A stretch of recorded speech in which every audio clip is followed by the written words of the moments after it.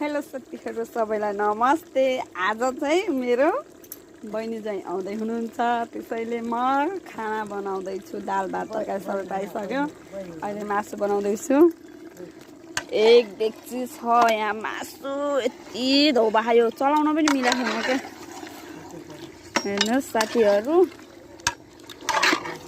मासु आयो मासु। यहाँ मेरो दिदीको छोरी हाई भन्दै सानो हाई। अनि यहाँ मेरो हजुरआमा हाई भनिदिनु। यस्तै हो। यहाँ चाहिँ मासु पाकिरहेछ। आफू चाहिँ यस्तै। इस मेरो हजुरआमाले यहाँ कलेजो पोल्नु भएको छ कि।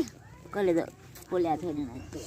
यहाँ मेरो दिदी छिमेकी दिदी त्यस्तो धुम्रपान नदेखाउनु है।